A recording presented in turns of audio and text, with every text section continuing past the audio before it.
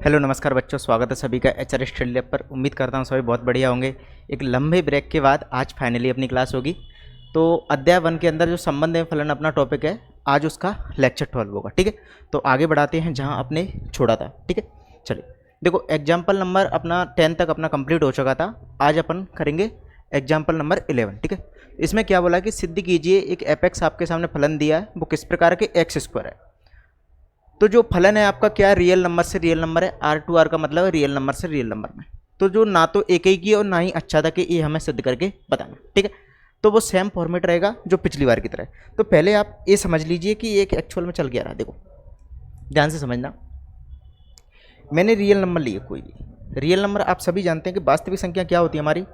वास्तविक संख्याओं के अंदर परिमेय संख्याएं और अपरिमेय संख्या दोनों प्रकार की संख्या हमारी आ जाती हैं, जिसके अंदर रूट वाली संख्या होती है, माइनस भी होती है, जीरो भी होती है। सारी संख्या आपकी वास्तविक संख्याओं के अंदर आ जाती हैं।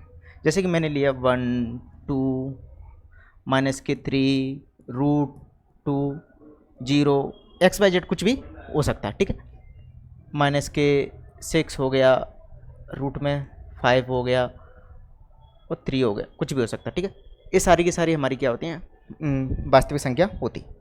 तो जो हमारा सेट है वो क्या है, वास्तविक संख्याओं का सेट है।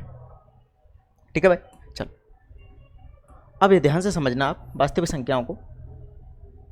देखो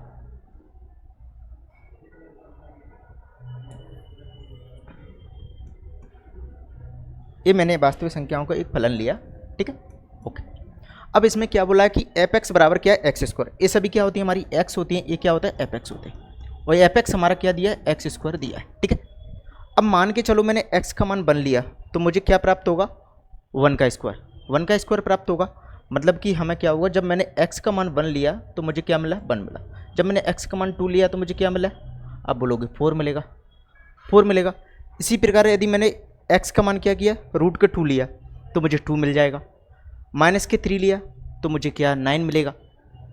इसी प्रकार मिलता रहेगा। ठीक है, तो आगे चल के क्या होगा, कभी कभी ऐसा होगा कि आपको कोई मान नहीं मिलेगा, कोई मान नहीं मिलेगा। जैसे कि देखो ध्यान से, एक ही के लिए हमारी कंडीशन क्या होती है, एक ही के लिए कंडीशन होती है हमारी। जैसे कि मैंने बोला एक ही की में हम क्या करते थे, मान लेते थे कि कोई भी फलन है हमारे सामने। जैसे कि मैंने माना f(x1) बराबर है हमारा f(x2) के। ठीक है, क्लियर है, इतनी बात समझ में सभी को। अब यहाँ पे क्या दिया है, x1 की जगह हमने बोला x1 का स्क्वायर आ जाएगा, ये आ जाएगा हमारा x2 का स्क्वायर। क्लियर है, जब मैं x1 बराबर निकालूंगा तो क्या निकलेगा, प्लस माइनस के x2 निकलेगा, प्लस माइनस के x2 हमारा आ जाएगा। समझ में सभी को बात। अब मुझे बताइए, एक बार तो x1 और x2 यहाँ पर बराबर होने, एक ही हमारा क्या बोलता है, यदि fx1 और fx2 बराबर हैं तो इसका मतलब है कि x1 और x2 भी बराबर होने चाहिए। लेकिन यहाँ पे एक्चुअल में हो क्या रहा है कि x1 का मान एक बार तो प्लस के x2 आ गया तो मतलब कि बराबर हो गया, लेकिन x1 का मान एक बार माइनस के x1 आ गया, तो ये कैसे हो सकता है, ये तो बराबर नहीं हुआ। बराबर होना चाहिए तभी हम एक ही बोल देते हैं। ठीक है, तो इससे क्लियर हो गया कि ये क्या हुआ, अतः फलन एक ही नहीं है, अतः फलन एक ही नहीं है, अतः फलन एक ही नहीं है, एक ही नहीं है, एक ही नहीं। और ये चीज़ यहाँ भी समझ सकते हो, जैसे कि मैंने बोला कि इसके अंदर 1 है तो माइनस के 1 भी होगा। अब मैं 1 का स्क्वायर करूँगा तो 1 प्राप्त होगा, और इस माइनस के 1 का करूँगा तो 1 प्राप्त होगा। ये क्या होगा, ये तो बहु एक ही हो गया।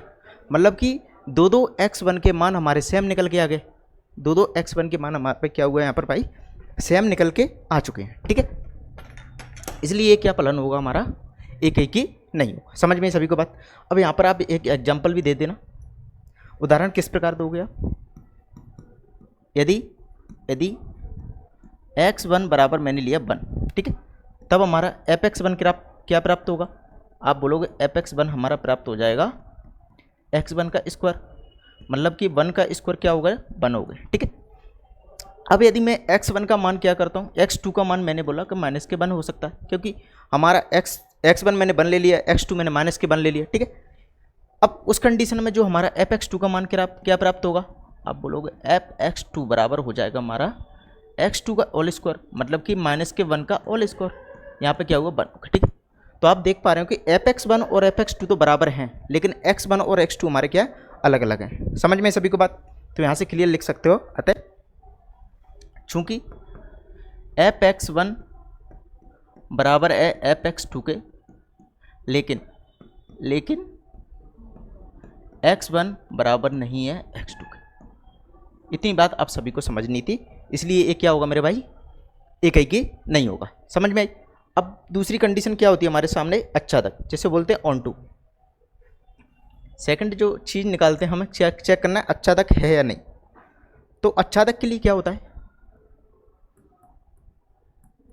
अच्छादक का मतलब है कि जो ए क्या प्रांत, ए सह प्रांत, तो सह प्रांत के सारे जितने भी अवयव हैं उन सभी का प्रांत में पूर्व प्रतिबिंब होना चाहिए। क्लियर। तो इसके अकॉर्डिंग देखा जाए तो प्रतिबिंब, इसके अकॉर्डिंग देखा जाए तो पूर्व प्रतिबिंब होना चाहिए। क्लियर। अब देखिए ध्यान से समझना यहाँ पर कि माना हम क्या करते थे इसमें, माना y बराबर क्या हो जाएगा, f(x) हो जाएगा। क्लियर है। अब यहाँ पर y बराबर क्या हो जाएगा, आप बोलोगे x², यहाँ से x का मान निकालूंगा तो मुझे निकल के आएगा प्लस माइनस के रूट के अंदर y, प्लस माइनस रूट के अंदर y निकल के आ जाएगा। समझ में सभी को बात। अब ध्यान दीजिएगा कि जब मैंने x का मान क्या किया, y का मान मैंने बोला 1 है, उस कंडीशन में जब मैं निकालूंगा तो 1 निकल के आ जाएगा, मतलब कि 1 का मुझे प्रतिबिंब इसमें मिल जाएगा। ठीक है, 1 मिल जाएगा। और जब मैं y की जगह पर मान के चलो मैंने -2 रखा, क्योंकि -2 इसमें आता है, बिल्कुल आता है, -3, जैसे कि -3 भी बोल दो। अब मैं जब इसमें रखूँगा ना -3, रूट के अंदर -3, तो रूट के अंदर -3 ये क्या होती है, एक आपकी वास्तविक संख्या नहीं होती। वास्तविक संख्या नहीं होती तो मतलब कि जो x वाले मान है उसमें हमें कहीं भी x का मान नहीं मिलेगा। और यहाँ क्या बोला, x का मान क्या आ गया, -√3 रूट के अंदर। तो ये पॉसिबल नहीं है, क्योंकि ये हमारी क्या होती है, वास्तविक संख्या होती नहीं है। वास्तविक संख्या होती नहीं है तो मतलब कि ये क्लियर हुआ हमारा कि जितनी भी हमारी ऋणात्मक संख्या होती हैं, जितनी भी हमारी ऋणात्मक संख्या होती हैं उनका पूर्व प्रतिबिंब हमें नहीं प्राप्त होगा। जितने जो 0 है, धनात्मक है, उन सभी का तो पूर्व प्रतिबिंब हमारा प्राप्त हो जाएगा। क्योंकि √2 ले लो, √2 ले लो तो √2 हमारा क्या होता है, वास्तविक संख्याओं में आता है। √3 ले लो, √5 ले लो, ये सभी क्या होते हैं, हमारे वास्तविक संख्याओं में आती हैं। लेकिन वास्तविक संख्याओं में जो माइनस वाली वैल्यू होती है वो नहीं आएगी, तो यहाँ पे क्या लिखना है मेरे भाई, यहाँ पे लिखना है आपको कि सह प्रांत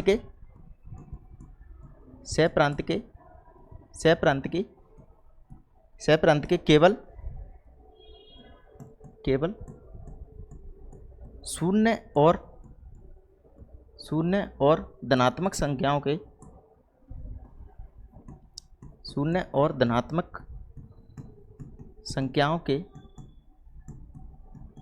के पूर्व प्रतिबिंब विद्यमान है। पूर्व प्रतिबिंब विद्यमान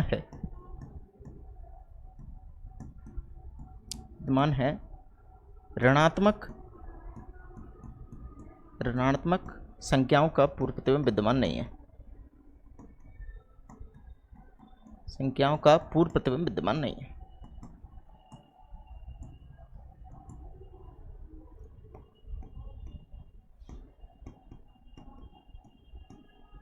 समझ में आई सभी को बात। तो ये क्या हो जाएगा हमारा, रफ कार्य के तौर पर लिख लेना इसको। ठीक है, इसको मैं हटा ही देता हूँ। चलिए, तो इतना इसका सॉल्यूशन हो जाएगा एग्जाम्पल 1 का। ठीक है, तो ये फलन क्या हुआ, ना तो एक ही क्यों हुआ, अतः फलन अच्छादक नहीं है। यहाँ पर लाइन में लास्ट में एक लाइन लिख देना, अतः फलन अच्छादक नहीं है। अतः फलन अच्छादक नहीं है, अच्छादक नहीं। ठीक है भाई। अब बात करते हैं अपना अगला क्वेश्चन, अपना क्या है, एग्जाम्पल नंबर 12। तो बहुत अच्छा क्वेश्चन है। ठीक है, लेकिन एक चीज़ है, एक क्वेश्चन है ना एग्जाम्पल नंबर 12 अपना, ये वैसे कि एग्जाम में तो नहीं आता है, लेकिन आप इसको समझना, बहुत अच्छा क्वेश्चन है। ठीक है, देखो स्टार लगा सकते हो इस क्वेश्चन। वैसे ज़्यादा कुछ नहीं है, वैसे इजी है ये बहुत। देखो f(x) बराबर हमें क्या दिया है, x + 1 यदि x का मान विषम है। इसका मतलब ये हुआ, यदि मैं x का मान विषम लेता हूँ उस कंडीशन में मुझे क्या लेना है, f(x) का मान x + 1 लेना है। यदि मैं x का मान सम लेता हूँ तो उस कंडीशन में f(x) हमारा क्या हो जाएगा, x - 1 हो जाएगा, x - 1 हो जाएगा। समझ में सभी को बात। ठीक है, और जो फलन हमारा किस में दिया है, ये दिया हमारा नेचुरल नंबर से नेचुरल नंबर, मतलब प्राकृतिक संख्याओं से प्राकृतिक संख्याओं में। और प्राकृतिक संख्याओं के बारे में आप सभी जानते होंगे कि प्राकृतिक संख्या हमारी क्या होती हैं, प्राकृत संख्या हमारी 1 से लेकर स्टार्ट होती हैं और अंत तक जाती हैं। इसमें कोई भी शून्य नहीं आता है, ना ही कोई नेगेटिव आता है, रूट मूट का कोई चक्कर नहीं है, सीधा सीधा नंबर होते हैं हमारे, ठीक है। तो वास्तविक संख्याएं होंगी। क्लियर। अब देखो यहाँ समझना धीरे से थोड़ा। ये मैं आपके सामने लेता हूँ कुछ प्राकृतिक संख्या, जैसे कि 1 2 3 4 5 6 ऐसे आगे चलता जाएगा। समझ में सभी को बात। और सामने भी क्या हमारी प्राकृतिक संख्या, ये हमारा फलन दिया। तो फलन किस प्रकार है? यदि मैं x का मान विषम लेता हूँ, विषम माने कि यदि मैंने x का मान 1 लिया, 3 लिया, 5 लिया, तो ये सभी क्या है हमारी विषम संख्या है। उस कंडीशन में मुझे फलन क्या होगा, हमारा fx क्या होगा, x + 1 होगा, x + 1 होगा। मतलब कि यदि मैंने 1 लिया, x का मान मैंने 1 लिया, तो मुझे क्या प्राप्त हुआ, 1 + 1 मतलब कि 2 प्राप्त हुआ। मतलब कि 1 का कनेक्शन किसके साथ है, 2 के साथ है। इसी प्रकार यदि x का मान मैंने 3 लिया, तो मुझे क्या प्राप्त होगा, 3 + 1 मतलब कि 4 प्राप्त होगा। तो जब मैंने x का मान 3 लिया तो मुझे 4 प्राप्त हुआ। इसी प्रकार x का मान मैं 5 लूँगा तो मुझे 6 प्राप्त होगा।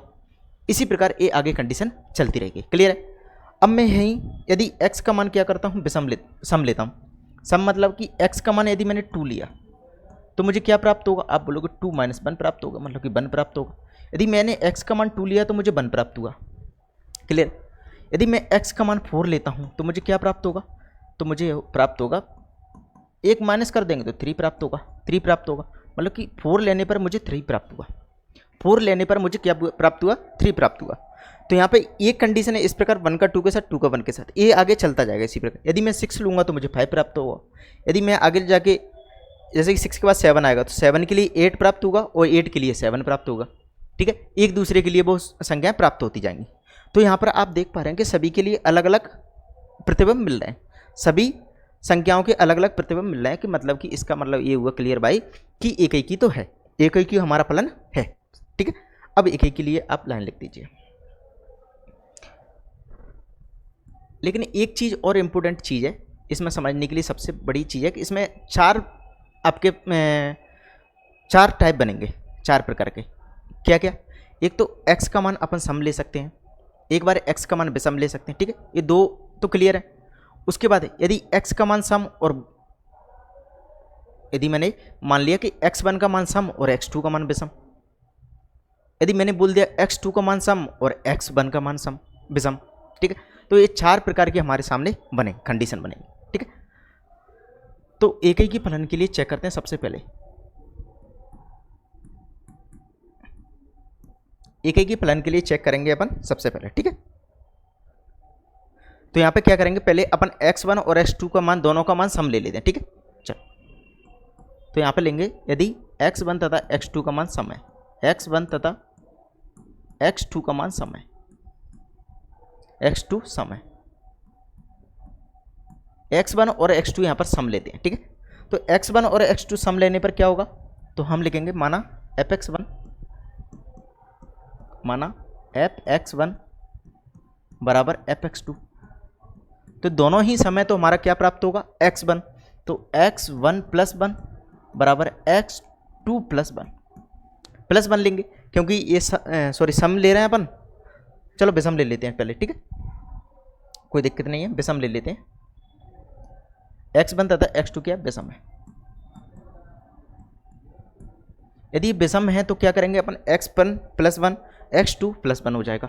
यहाँ से आप देख पा रहे हैं कि 1 से 1 कैंसिल आउट हो जाएगा। तो क्या प्राप्त हुआ मेरे भाई, x1 बराबर आगे x2 का, x1 और x2 हमारे क्या होगा, बराबर हो गए। तो यहाँ पर क्या होगा, फलन आपका एक ही हो जाएगा। फलन मेरे भाई क्या हो जाएगा, एक ही यहाँ पर हो जाएगा। और सेकंड चीज़ देखिएगा, सेकंड कंडीशन देखना। सेकंड कंडीशन हम लेंगे कि यदि x1 तथा x2 सम है, यदि x1 तथा x2 सम है, x1 और x2 सम है, तो सम के लिए क्या प्राप्त होगा हमारा, कि माइनस के प्राप्त होगा। माइनस के लेंगे, मतलब कि x1 - 1 और x2 - 1, x1 - 1 और x2 - 1। तो माना fx1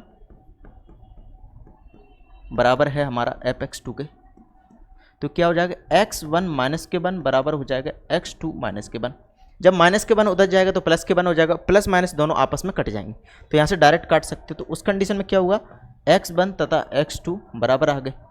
x1 तथा x2 दोनों कंडीशन में क्या हुआ, बराबर आ गए, ठीक है। तो यहाँ पर लिख सकते हैं अपन एक लाइन, अतः फलन एक ही है, दोनों में लिख देना एक ही है।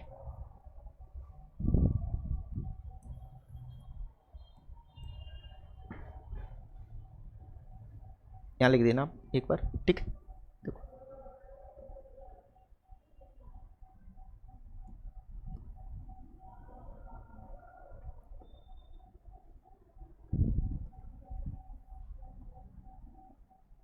ये भी हमारा एक ही हो जाएगा और आपका क्या होगा, ये भी आपका एक ही हो जाएगा, ठीक है।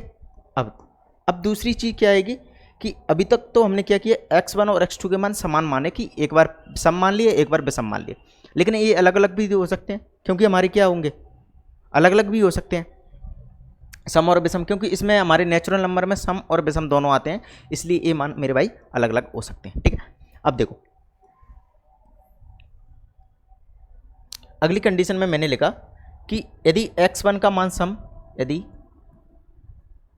थर्ड कंडीशन है, ठीक है, यदि x1 सम तथा x2 विषम हो, तथा x2 विषम हो, उस कंडीशन में क्या होगा, उस कंडीशन में हम बोल लेते हैं कि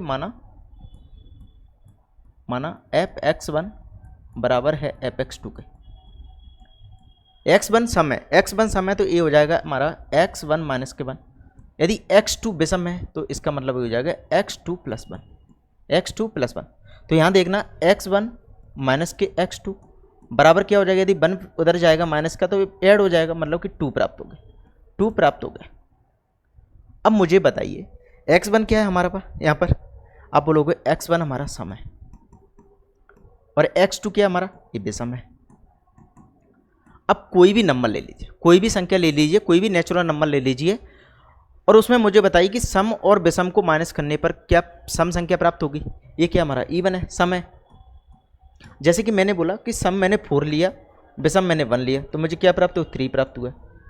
सम मैंने 6 लिया, विषम मैंने 5 लिया, तो क्या प्राप्त हुआ, मुझे 1 प्राप्त हुआ। मेरे भाई इतना क्लियर है कि यदि मैं सम और विषम का अंतर लेता हूँ, सम में से यदि मैं विषम को माइनस करता हूँ तो उस कंडीशन में मुझे विषम संख्या ही प्राप्त होगी, सम संख्या प्राप्त नहीं होगी। तो यहाँ पर 2 कैसे प्राप्त हो गया, 2 कैसे प्राप्त हो गया, तो इसका मतलब ये हुआ मेरे लाल कि ये कंडीशन हमारी वैलिड ही नहीं है, ठीक है। तो ये क्या हो जाएगा, ये कंडीशन हमारी वैलिड ही नहीं है, यदि यह क्या है, यह स्थिति हमारी क्या है, संभव नहीं है। हम लिख देंगे यह स्थिति संभव नहीं है, यह स्थिति संभव नहीं है। संभव नहीं है तो भाई क्यों उसके लपड़े में पड़े हो, तो हमारा तो ये क्या होगा, सम एक ही हो ही जाएगा, एक ही हमारा हो ही जाएगा, ठीक है। यहाँ लिख देंगे अपन यह स्थिति संभव नहीं है, यह स्थिति संभव नहीं है, यह स्थिति संभव नहीं, संभव नहीं, यह स्थिति संभव नहीं है, क्योंकि यह स्थिति संभव नहीं है, अतः fx1 और fx2 बराबर नहीं है, अतः fx1 और fx2 बराबर नहीं है, fx2 बराबर नहीं, क्लियर। इसी प्रकार जब मैं x2 का मान विषम लूंगा और x1 का मान मैं विषम लूंगा तो भी क्या हो जाएगा, स्थिति संभव नहीं होगी, क्लियर है। तो मैं डायरेक्ट आपको बता देता हूं इसको करके, क्या होगा,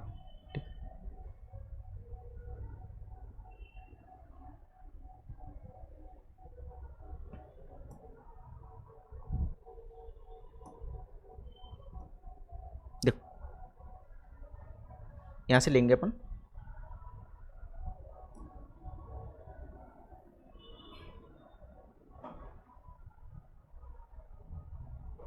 चलो छोड़ो लिख देते, देखो फोर्थ कंडीशन में लिखेंगे यदि x1 तथा यदि x1 विषम तथा x2 सम तथा x2 क्या लिया मैंने, सम हो, यदि x1 विषम और x2 सम है तो क्या होगा, तो ये हमारा हो जाएगा, क्या हो गया भाई, ठीक है चलो तो मान लिया हमने fx1 बराबर है fx2, तो x1 विषम है तो यहाँ पर क्या हो जाएगा x1 + 1, क्योंकि विषम के लिए क्या है x + 1 है, और ये हो जाएगा हमारा x2 - के 1। तो यहाँ पर क्या प्राप्त होगा x1 - के x2 बराबर प्राप्त हो जाएगा -2। तो -2 प्राप्त हुआ, तो -2 भी तो एक सम है, -2 भी तो क्या है एक सम है, इसलिए एक कंडीशन भी हमारी वैलिड नहीं होगी, ये कंडीशन भी क्या होगा मेरे भाई वैलिड नहीं होगी। ठीक है, तो हम लिख सकते हैं यह स्थिति संभव नहीं है।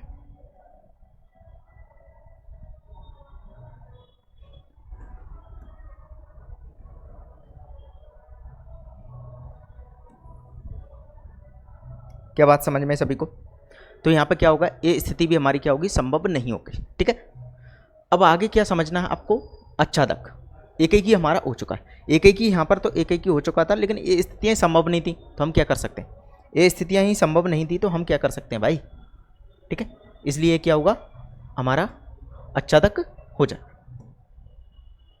समझ में सभी को बात? ठीक है, चलिए अब आगे बढ़ते हैं, अपन अच्छादक चेक करते हैं। देखो अच्छादक के लिए पहले आपको समझना पड़ेगा थोड़ा। ठीक है, अच्छादक के लिए आपको पहले समझना पड़ेगा। देखो यहाँ समझना ध्यान से, हमें क्या लेना है, सेट किसका लेना है, आपको लेना है नेचुरल नंबर का, नेचुरल नंबर का। देखो डायग्राम बना के आ सकते हो एग्जाम में, बहुत साफ सुथरा बनेगा। तो 1 2 3 4 5 6 ऐसे आगे चलता जाएगा, आगे हमारा ये क्या होगा चलता जाएगा। देखो ये क्या है n, ए भी हमारा क्या n से n में क्या फलन परिभाषित है।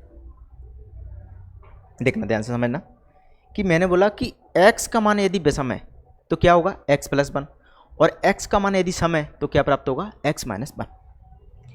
अच्छादक क्या बोलता है हमारा, अच्छादक बोलता है कि जो सह प्रांत हमारा इसके सभी के सभी अवयव हैं, जितनी भी संख्या हैं सभी का इसके अंदर कनेक्शन होना चाहिए, कोई भी छूटना नहीं चाहिए।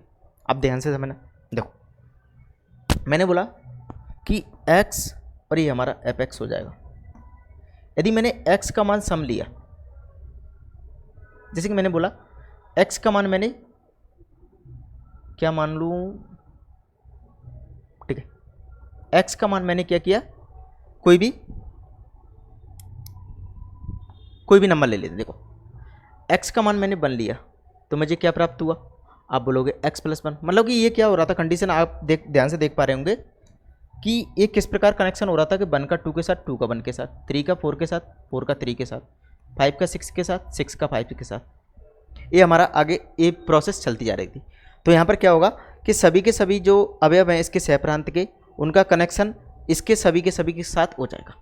आप देख पा रहे हैं कोई भी छूट रहा है नहीं छूट रहा, तो आगे चल के भी नहीं छूटेगा, तो सभी का क्या हो जाएगा कनेक्शन हो जाएगा, इसलिए क्या हो जाएगा हमारा अच्छादक भी हो जाएगा, अच्छादक भी हो जाएगा। ठीक है, चलो तो हम लिखेंगे यहाँ पर अच्छादक,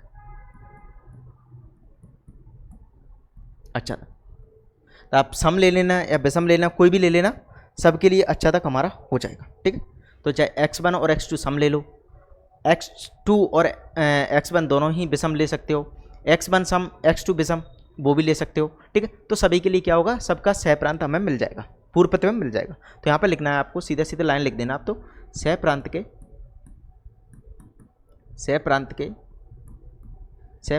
प्रत्येक अवयव के लिए, प्रत्येक अवयव या संख्या बोल सकते हो, प्रत्येक अवयव के लिए प्रांत में पूर्व प्रतिबिंब विद्यमान है, पूर्व प्रतिबिंब विद्यमान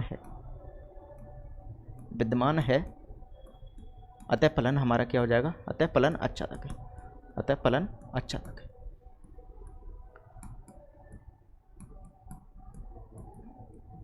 और ये आप एग्जाम्पल डायग्राम भी बना जाना। ठीक है, ये डायग्राम भी बना के आ जाना। समझ में सभी को बात? तो बस इसमें जो समझना था वो कंडीशन थी बस एक ही के लिए जरूरी था कि x1 और x2 विषम हो तो क्या होगा, x1 और x2 मतलब कि अलग अलग मान ले सकते हैं, सेम लेने पर तो हमारे प्राप्त तो हो ही गया, तो ये क्या होगा एक ही भी हो गया और अच्छादक भी हो गया। ठीक है, अब बात करते हैं आगे के एग्जाम्पल की। चलिए भाई देखो, तो एग्जाम्पल नंबर 13 और 14 दोनों ही लगभग सेम है। तो मैं आपको कोई एक एग्जांपल करके बताता हूँ, और ये कंडीशन है, ठीक है। एक तरह से एक ऑब्जेक्टिव क्वेश्चन भी आपके लिए आ सकता है, ऑब्जेक्टिव क्वेश्चन भी आ सकता है। तो यहाँ उसको समझते हैं पहले। देखो इसमें क्या बोला है कि कोई फलन दिया, सिद्ध कीजिए कि अच्छादक फलन, ये ऑलरेडी पहले से अच्छादक है। अच्छादक का मतलब ये हुआ कि इसके सह प्रांत के प्रत्येक अवयव का प्रांत में अद्वितीय पूर्व प्रतिबिंब विद्यमान है। और फलन हमें क्या दिया, 1 2 3 जो सेट है हमारा से 1 2 3 के अंदर दिया। तो अवयव हमें फिक्स दे दिया कि बराबर अवयव है, मतलब कि प्रांत में अवयवों की संख्या और सह प्रांत में अवयवों की संख्या क्या बराबर है। तो हमें बताना है कि ये सदैव एक ही फलन होता है। ये हमें सिद्ध करके बताना है कि कोई भी अच्छादक फलन है जिसके अंदर जिसमें प्रांतों में अवयवों की संख्या और सह प्रांत में अवयवों की संख्या यदि बराबर है तो वो हमेशा क्या होगा, एक ही होगा, एक ही होगा। अब ध्यान से देखो, यहाँ पर सबसे बेस्ट तरीका है कोई भी क्वेश्चन समझने का, पहले ये डायग्राम बना लो। यदि ऑब्जेक्टिव क्वेश्चन आता है तो आपको सिर्फ डायग्राम बनाना है और आप बता सकते हो कि ये एक ही है, अच्छादक है या क्या, जो भी एक्स वाई चीज़ है आप इजीली बता सकते हो, ठीक है। उसके लिए आपको पूरा का पूरा क्वेश्चन सॉल्व करने की जरूरत नहीं पड़ेगी, ठीक है। चलो अब ध्यान से समझना इस चीज़ को। देखो इसके अंदर जो एलिमेंट है हमारे क्या, 1 2 और 3, और इसमें भी क्या है, इस साइड भी क्या है 1 2 3। तो दोनों साइड सेम ही एलिमेंट दिए गए, 1 2 3 और 1 2 3। देखो दोनों साइड हमारे क्या सेम अवयव दिए हैं, 1 2 3 और 1 2 3। अच्छादक है, अच्छादक के मतलब कि ये सभी के सभी का इधर पूर्व प्रतिबिंब किसी ना किसी के साथ कनेक्शन होगा, ठीक है। अब मैंने बोला कि 1 का 2 के साथ, 1 का 1 के साथ है, ठीक है, और 2 का 1 के साथ है, 2 का 1 के साथ है। अब 3 को मैं किसके साथ कनेक्ट करूं, 3 को देखो, 3 को या तो 1 के साथ कनेक्ट सकते हैं, लेकिन 1 के साथ नहीं है, 1 के साथ सिर्फ और 1 और 2 का है। 3 का 2 के साथ कर सकते हो, 3 का 3 के साथ कर सकते हो। क्या मुझे बताइए एक काम मैं कर सकता हूँ क्या, क्या मैं एक काम कर सकता हूँ क्या? यदि मैंने एक काम कर दिया ना मेरे भाई तो ये फलन ही नहीं होगा। मुझे बताइए कि एक बच्चे की 2 2 माँ हो सकती हैं क्या? क्या एक व्यक्ति के वजन अलग अलग हो सकता है क्या? तो ये तो फलन ही नहीं हुआ। मतलब कि यदि मैं इसको कनेक्शन करूंगा तो किसी एक के साथ कर सकता हूँ, इसके अलावा किसी के साथ नहीं कर सकता, ठीक है। तो ये क्या हुआ, हमारा 3 छूट जाएगा। यदि 3 छूट गया तो ये अच्छादक नहीं हुआ, लेकिन इसमें क्लियर बोला है कि फलन क्या, अच्छादक है। फलन क्या मेरे भाई, अच्छादक है। तो यहाँ पर ये चीज़ क्लियर हो गई मेरे भाई कि हम 2 अवयवों का, मतलब कि 2 एलिमेंट्स का किसी एक के साथ कनेक्शन नहीं कर सकते, सबका हमें अलग अलग ही कनेक्शन बैठाना पड़ेगा, तभी बात बन सकती है, ठीक है। चाहे आप ऐसे बैठा दो, चाहे हम ऐसे बैठा दो, चाहे कैसे भी बैठा दो, लेकिन सबका अलग अलग बैठाना पड़ेगा, सबका अलग अलग बैठाना पड़ेगा। तो इसका मतलब ये हुआ कि ये अद्वितीय पूर्व प्रतिबिंब है। अद्वितीय मतलब कि एक ही पूर्व प्रतिबिंब है, ऐसा नहीं है कि बन के 2 2 पूर्व प्रतिबिंब मिल जाए। बन के 2 2 प्रतिबिंब हो सकते हैं फलन में, लेकिन यहाँ नहीं हो सकते। यदि हमने 2 2 यहाँ पर बना दिए, यदि बन का मैंने अभी आपके सामने 2 बताए, तो जो हमारे सामने 2 और 3 बच गए, 2 और 3 के लिए इधर कितना बचा, एक ही अवयव बचा, तो उसको एक के साथ कनेक्शन नहीं कर सकते। 2 सह प्रांत का एक पूर्व प्रतिबिंब नहीं हो सकता, 2 सह प्रांतों का एक पूर्व प्रतिबिंब नहीं हो सकता। क्लियर भाई? चल बस इतना ही इसके अंदर समझना था और डायग्राम की कोई ज़रूरत नहीं थी, ठीक। अब इसके अंदर डायरेक्ट लिख देना, आपको दिया है फलन, हमारे पास क्या दिया है, फलन हमें दिया है फलन, दिया है फलन अच्छादक है, दिया है फलन अच्छादक है, फलन अच्छादक है, अच्छादक है। इसका मतलब ये हुआ अतः सह प्रांत के प्रत्येक अवयव का प्रांत में अद्वितीय पूर्व प्रतिबिंब विद्यमान है, अद्वितीय पूर्व प्रतिबिंब विद्यमान है, पूर्व प्रतिबिंब विद्यमान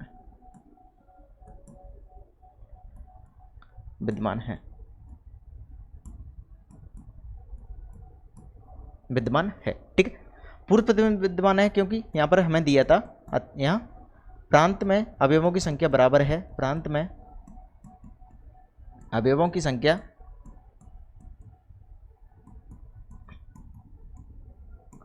संख्या बराबर है सह प्रांत में अवयवों की संख्या, सह प्रांत में अवयवों की संख्या।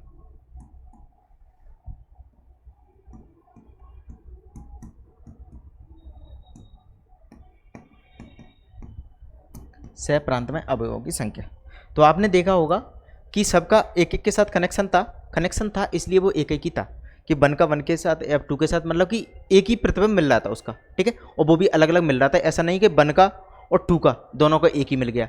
जब मैंने दोनों को एक ही मिलाया तो क्या हुआ, वो आच्छादक ही नहीं हुआ, ठीक है। तो सबका अलग अलग हमें पूर्व प्रतिबिंब मिला था, प्रतिबिंब मिला था। तो हम बोल सकते हैं अतः दिया गया फलन सदैव आच्छादक एक ही होगा। अतः फलन सदैव एक ही होगा, ठीक है। अतः फलन एक ही होगा। इतनी बात सभी को समझ में आ गई, ठीक है। तो हमारा फलन क्या होगा मेरे भाई, एक ही होगा। इसी प्रकार आपके सामने एक 14 क्वेश्चन है, इसको आपको होमवर्क में करना है। होमवर्क में कैसे, यदि एक ही है तो वो आच्छादक भी होगा, एक ही है तो आच्छादक हो गया। तो इससे एक लाइन आप अपने दिमाग में बैठा लीजिए, जब भी दोनों साइड अवयवों की संख्या बराबर है, प्रांत और सह प्रांत में अवयवों की संख्या बराबर है, तो जो फलन यदि आच्छादक है तो वो एक ही भी होगा, और यदि वो एक ही है तो वो आच्छादक भी होगा, ठीक है। तो क्लियर हुआ कि फलन में यदि प्रांत और सह प्रांत में अवयवों की संख्या बराबर है तो क्या होगा, फलन एक ही भी होगा और आच्छादक भी होगा, ठीक है। ये आप डायरेक्ट याद रख सकते हो। तो जितने भी हमारे प्रश्नावली 1.2 के अंदर एग्जाम्पल थे वो सारे के सारे हमने कंप्लीट कर लिए। अब प्रश्नावली 1.2 का स्टार्ट करते हैं, ठीक है। तो इसका पहला क्वेश्चन आपके सामने ये रहा, बहुत अच्छा क्वेश्चन है। देखो इसके अंदर एक्चुअल में एक क्वेश्चन नहीं है, इसके अंदर दो क्वेश्चन है, ठीक है। हमारे सामने एफ एक्स दिया कि 1/x, तो परिभाषित है एक्स आर स्टार, और आर स्टार का मतलब ये हुआ कि आर स्टार सभी ऋणोत्तर वास्तविक संख्याओं का समुच्चय है। ऋणोत्तर वास्तविक संख्याओं का समुच्चय का सीधा सीधा मतलब ये हुआ कि शून्य के बिना, मतलब कि जितनी भी हमारी वास्तविक संख्याएं होती हैं उनमें से शून्य को छोड़ दो, शून्य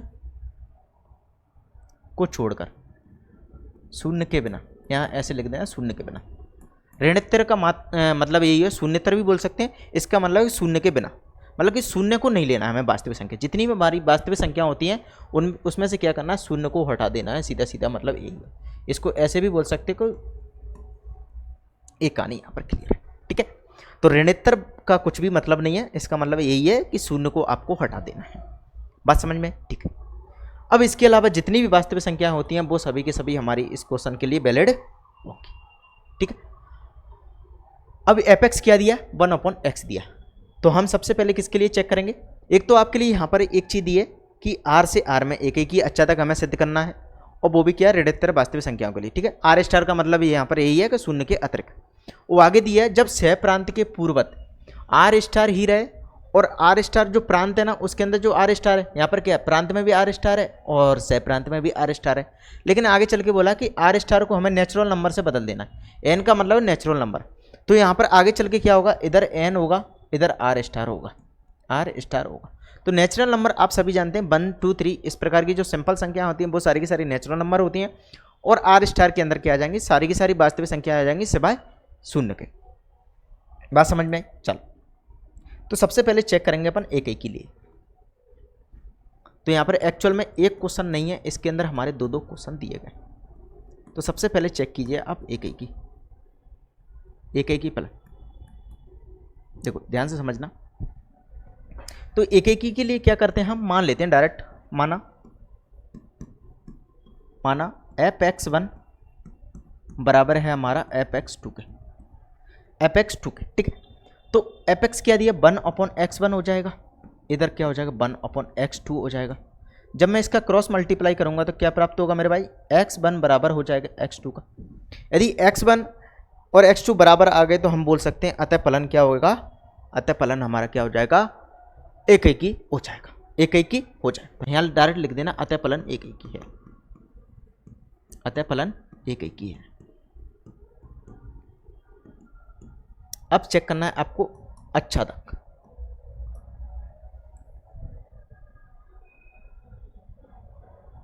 ठीक है। चलो अब चेक करेंगे अपन आच्छादक के लिए।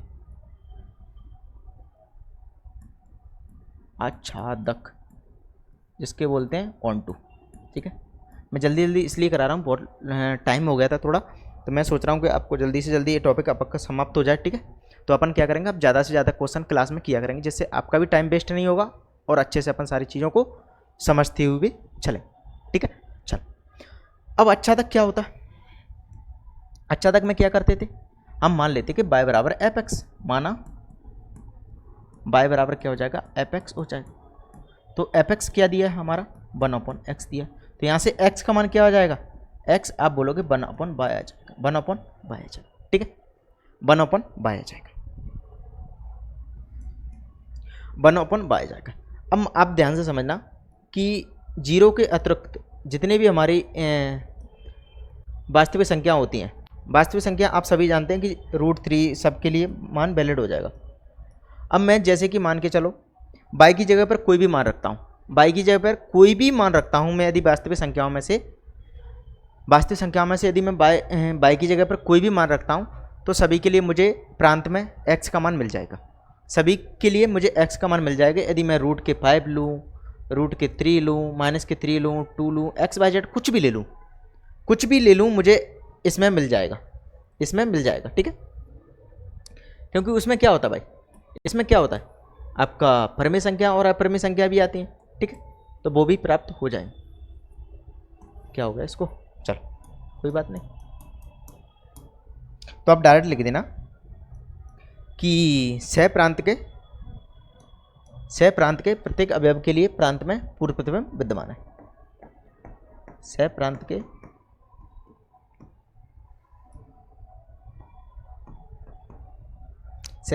प्रत्येक अवयव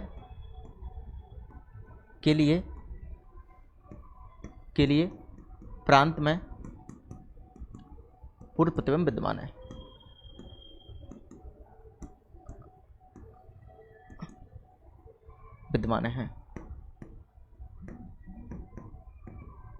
अतः फलन आच्छादक है, अतः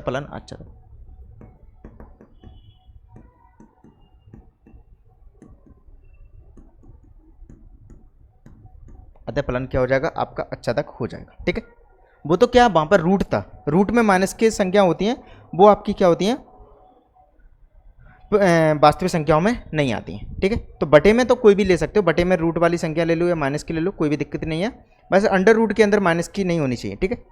यदि अंडर रूट के अंदर माइनस की संख्या है तो वो आपकी क्या होती है, आपकी वास्तविक संख्या नहीं होती है, ठीक है। तो ये फलन एक अपना जो पोर्शन था इस क्वेश्चन का वो तो पूरा हो चुका है, ठीक है। तो इसको फर्स्ट नाम दे सकते हैं। अब सेकंड पोर्शन आपको समझना है, इंपॉर्टेंट है। सेकंड पोर्शन आपको समझना है, अगली स्लाइड पर समझते हैं सेकंड पोर्शन। अब आगे चल के हमें क्या करना, पहले तो R स्टार था, इस बार क्या करना है, हमें प्रांत में नेचुरल संख्या लेती हैं और नेक्स्ट साइड हमें क्या लेना है, R स्टार लेना है। देखो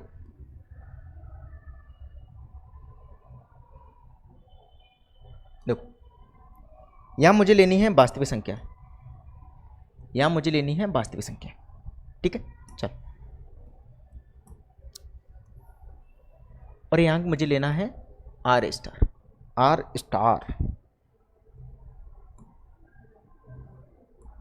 वास्तविक संख्या हमारी होती है 1 2 3 4 5 6, ऐसे चलती जाती है, ऐसे हमारी आगे चलती जाएंगे, क्लियर है। और मुझे यहाँ पर क्या लेना है, यहाँ पर आप ले सकते हो -3, -2, √3, √2। जीरो नहीं लेना है, जीरो मैंने यहाँ भी नहीं लिया, यहाँ तो ले सकते, यहाँ पर आता ही नहीं नेचुरल नंबर में, इसलिए जीरो नहीं लिया। 1 2 4 कुछ भी ले सकते हो, ठीक है। माइनस के भी ले लिया मैंने, ठीक। अब आप ध्यान से समझना, यहाँ पर देखो ये x है, ये हमारा क्या होगा आगे चल के 1/x हो जाएगा। ये 1/fx क्या हो जाएगा हमारा, 1/x हो जाएगा, क्लियर। अब मैं x की जगह पर कुछ भी मान लेता हूँ, यदि x का मान मैं 1 लेता हूँ तो 1/1 2 लेता हूँ 1/2 भी मिल जाएगा इसके अंदर, 3 लेता हूँ तो 1/3 भी आ जाता है इसके अंदर, ठीक। तो इसमें सभी आ जाते हैं, बटे वाली संख्या भी आ जाती हैं, तो वो सारी की सारी संख्या मिल जाएंगी और सभी के लिए अलग अलग मिलेंगे, क्योंकि 1 लूँगा तो 1 के लिए 1/1 तो 1 मिलेगा, तो 1 के 1 हो गए, 2 के लिए 1/2 मिलेगा, 3 के लिए 1/3 मिलेगा, 4 के लिए 1/4 मिलेगा, तो ये सभी मिल जाएंगे और अलग अलग मिलेंगे, इसलिए ये क्या हो जाएगा, एक एक ही हो जाएगा। इतनी बार क्लियर।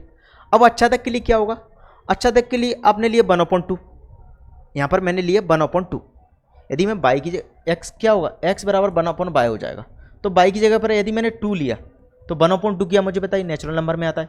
यदि मैंने 3 लिया तो 1/3 के नेचुरल नंबर में आता है। मैंने माइनस के 1 लिया तो माइनस के 1 इसमें आता है क्या, नहीं आता, नहीं आता, इसलिए क्या होगा, अच्छा तक नहीं होगा, एक ही होगा, ओनली की ओनली, ठीक है। चलो, तो यहाँ पर लिखना है आपको, डायरेक्ट लिखना है आपको, सीधा सीधा मतलब है कि सेकंड नंबर का एक ही फलन। देखो मैंने बोला माना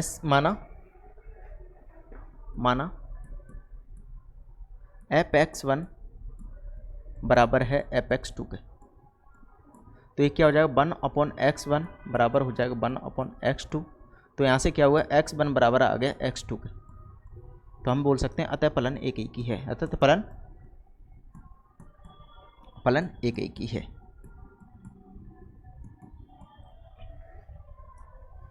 और मैं यहाँ पर लेता हूँ, अच्छा तक चेक करता हूँ, अच्छा तक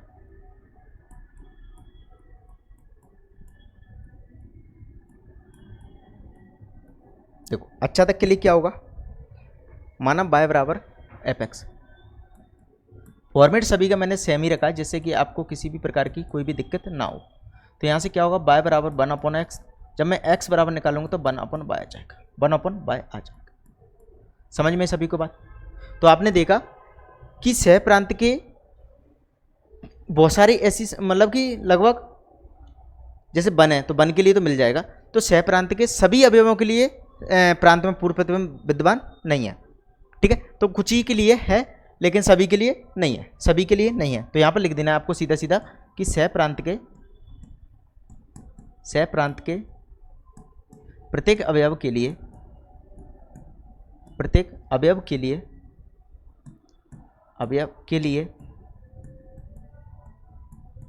प्रांत में पूर्व प्रतिबिंब विद्यमान नहीं है, पूर्व प्रतिबिंब विद्यमान नहीं है।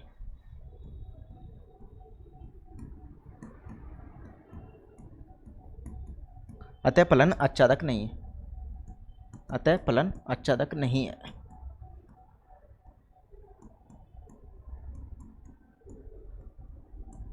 आच्छादक नहीं है, ठीक है। यहाँ पर आप एक एग्जाम्पल लिख देना तो और अच्छा हो जाएगा। उदाहरण के तौर पर मैंने बोल दिया x बराबर 2, उस कंडीशन में मुझे fx क्या मिलेगा, fx मिलेगा 1/2, जो कि आपका does not belongs to natural number, तो ये 1/2 हमारा नेचुरल नंबर्स में से नहीं आता है, ठीक है। इसलिए क्या हुआ, फलन मेरा भाई आच्छादक नहीं हुआ। क्लियर है। तो इसके अंदर जो पहला क्वेश्चन था उसके अंदर एक्चुअल में एक क्वेश्चन ना होकर 2 क्वेश्चन थे, ठीक है। तो हमने दोनों ही प्रकार के टाइप देख लिए। अब बढ़ते हैं अगले क्वेश्चन की तरफ। नेक्स्ट अपना क्वेश्चन नंबर 2 है। इसके अंदर एक्चुअल में कितने क्वेश्चन दिए गए, 5 क्वेश्चन दिए गए, ठीक है। 5 क्वेश्चन इसके अंदर दिए गए, ठीक है।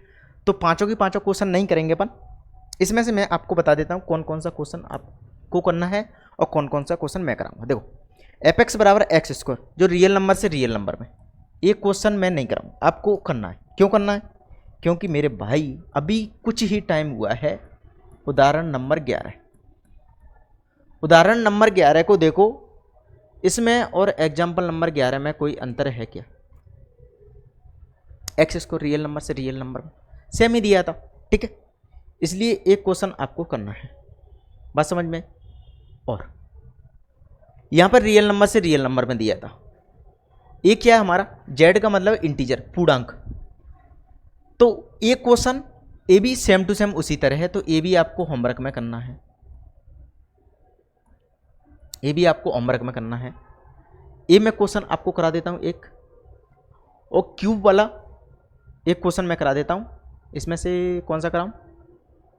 ठीक है, चलो एक करा देता हूँ, कोई सा भी करा दूंगा। ठीक है, तो क्यूब वाला एक तो पहला क्वेश्चन मैं करा देता हूँ आपको, सेकंड और थर्ड आप सभी को करना है सॉल्व, और फोर्थ और 5 में से एक क्वेश्चन मैं आपको सॉल्व करा दूँ। ठीक है, बाकी के आप सभी को क्वेश्चन सॉल्व करने हैं। और दूसरी चीज़, यदि आपसे सॉल्यूशन नहीं होता है, सॉल्व नहीं होते हैं, तो मुझे आप कमेंट बॉक्स में बता देना, मैं आपको टेलीग्राम पे इनके सॉल्यूशन प्रोवाइड करवा दूँगा। ठीक है, चलो देखिए, तो फर्स्ट क्वेश्चन को सॉल्व करते हैं अपन। पहला क्या है आपके सामने, एफ एक्स बराबर दिया है एक्स स्क्वायर, जो कि हमारा फलन है एन से एन, एन से एन। देखो सभी को समझते चलो, कोई भी दिक्कत नहीं आएगी आपको। देखो नेचुरल नंबर से नेचुरल नंबर में दिया 1 2 3 4 5, यहाँ भी क्या है, वास्तविक संख्या है, नेचुरल नंबर है। देखो ये क्या है, एफ एक्स क्या दिया हमारा, एफ एक्स दिया एक्स स्क्वायर, ये एक्स है। ठीक है, यदि मैं x का मान 1 लेता हूं तो मुझे क्या प्राप्त होगा, आप बोलोगे 1 प्राप्त होगा। यदि x का मान मैं 2 लेता हूं तो मुझे 4 प्राप्त होगा। x का मान 3 लेता हूं तो मुझे आगे चल के 9 प्राप्त होगा। तो आप देख पाएंगे सभी के लिए कोई ना कोई स्क्वायर प्राप्त होगा, और सबका स्क्वायर अलग अलग होता है, अलग अलग होता है, इसलिए एक एक ही हो जाएगा, एक एक ही हो जाएगा। लेकिन मुझे बताइए, यदि मैं आगे चलूंगा तो मैं क्या लिखूंगा, x बराबर रूट के अंदर बाय निकल के आ जाएगा, अंडर रूट के अंदर बाय आ जाएगा। अब मुझे बताइए, रूट के अंदर मैंने 2 लिख दिया, यहाँ तो 2 है तो 2 लिख सकता हूँ, बाय का मान मैंने 2 लिखा। तो मुझे बताइए x बराबर, क्या मुझे इसके अंदर रूट 2 मिलेगा, इसके अंदर रूट 2 नहीं मिलेगा। मैंने 3 लिया तो रूट के अंदर 3, तो इधर रूट के अंदर 3 नहीं मिलेगा, मतलब कि 2 3 5 6 7 8 इनके तो मुझे पूर्व प्रतिबिंब मिले ही नहीं, तो ये तो अच्छा तक होगा ही नहीं, अच्छा तक होगा ही नहीं। ठीक है, तो ये सिर्फ और सिर्फ क्या होगा, एक ही की होगा, अच्छा तक नहीं होगा, अच्छा तक नहीं होगा। तो यहां लिखेंगे अपन एक ही की,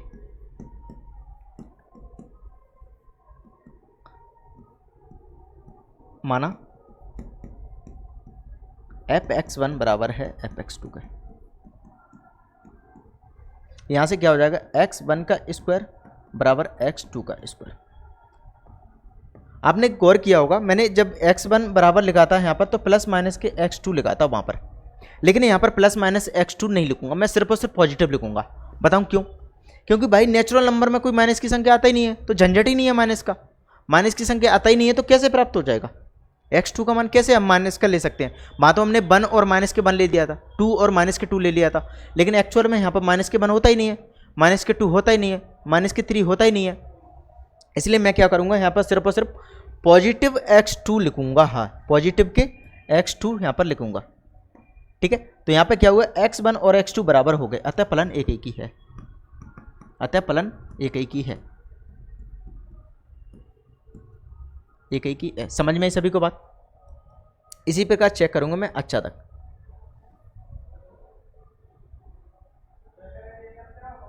आगे चेक करते हैं अपन अच्छा तक।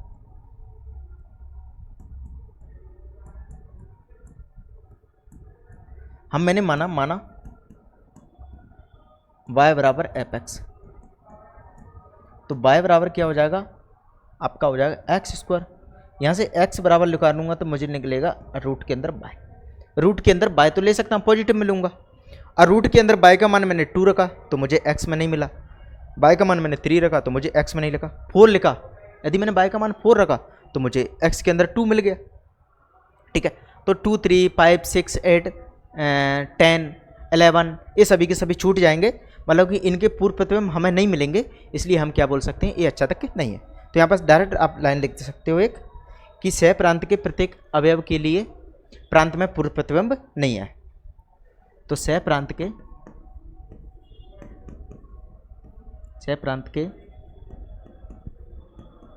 प्रत्येक अवयव के लिए प्रांत में पूर्व प्रतिबिंब विद्यमान नहीं है, प्रांत में पूर्व प्रतिबिंब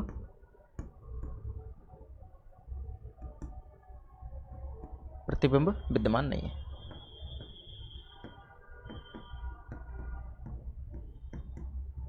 अतः फलन आच्छादक नहीं है।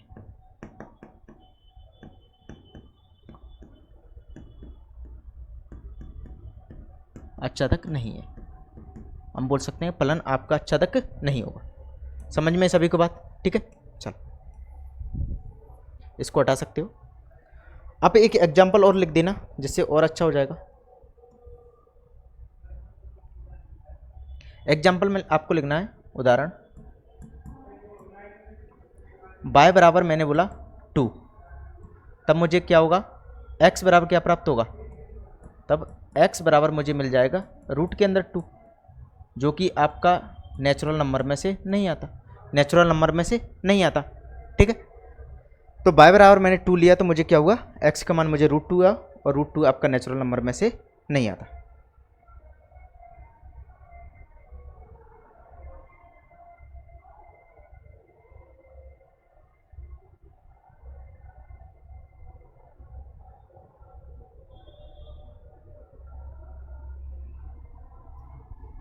ठीक है, तो यहाँ पर क्या कर लेना, आप बाय कर लेना y बराबर 2, तो यहाँ पर एफ एक्स मतलब कि x बराबर लिख दे सकते हो। ठीक है, 1/2 हो जाएगा। क्लियर है, तो यहाँ भी y बराबर कर लेना आप।